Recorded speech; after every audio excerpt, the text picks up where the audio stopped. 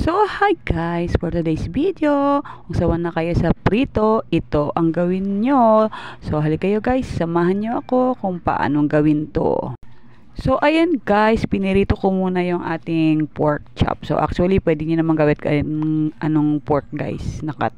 So, hindi ko masyadong pritong-prito guys kasi matigas na siya. And then, ikat natin, ilagay natin sa ating paglulutuan. And then, nagbuhos tayo ng isang boteng Mang Tomas.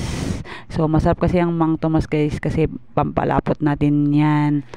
Ayan, itaktak muna natin para lahat maalis talaga sa bote. And then, mag-add tayo ng bawang. At saka, syempre, sibuyas. At dagdagan natin ng crack na paminta. At isabay na rin natin ang ating laurel. So, ito ang laurel guys. Dinamihan ko na yung laurel guys kasi yan ang nagpapabango sa ating lulutuin. And then, asin. At saka lagyan natin ng tubig. So, isang boteng Mang Tomas lang ulit yan na tubig guys ang nilagay ko. At saka natin sinindihan ng mahinang apoy lang. So, after 20 minutes, ayan, kumukulo na guys.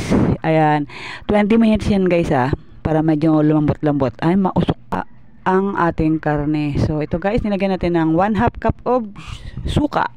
At saka, syempre, isunod natin ang ating magic sarap. Pampalasa yan guys kung gusto nyo ng maalat, dagdagan nyo. And then, may buong paminta yan guys.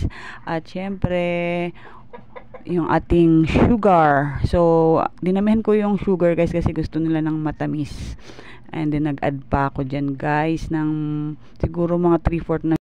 So, ayan na guys. Kumukulo na siya. After 10 minutes, pwede na nating haluin ang ating paksiw. Diba guys, malapot na siya guys, oh.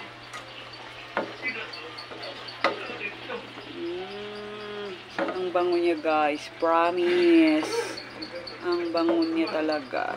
Hindi man siya kahiwa-hiwala yung mga pork guys, pero pwede na yan guys.